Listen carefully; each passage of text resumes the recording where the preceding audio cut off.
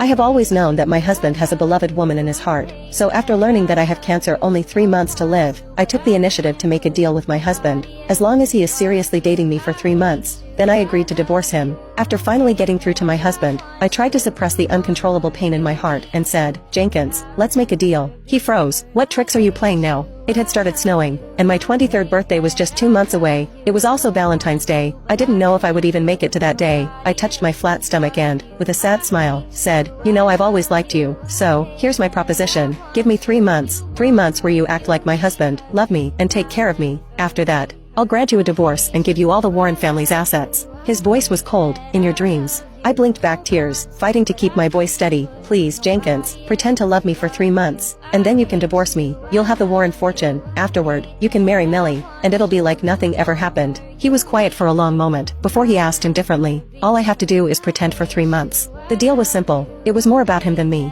I nodded, swallowing the lump in my throat. "Yes, just 3 months, please. I won't let you disgust me for 3 months," he said, his tone dismissive as he left in his black Maybach. The next morning, my head throbbed with pain, my throat was dry from crying the night before. I followed my doctor's orders to take the medicine, then washed up, dressed, and made my way to the office. I wasn't just Jenkins's wife, I was also the president of Warren Group. Martin Farrell, Jenkins's father, called as I was sifting through paperwork. "Millie's back. Keep an eye on Jenkins." I froze. When did she come back? Yesterday. No wonder Jenkins hadn't even called me Millie in bed last night. He didn't want to act in front of her. Didn't want her to think that he had any feelings for me. I could feel my heart breaking again. I decided I had no reason to fight for him anymore. I want a divorce. Martin was shocked. "What? Why?" "Jenkins doesn't love me. Our marriage has been falling apart for years. After we divorce, you'll have a better relationship with him." He was silent, then asked in confusion, "You'll give him everything?" I looked at the share transfer documents on my desk, a sense of finality in my heart. "Yes, I will transfer all Warren Group shares to Jenkins." Martin didn't reply immediately, then sighed, his voice filled with suspicion. "What are you really trying to do?"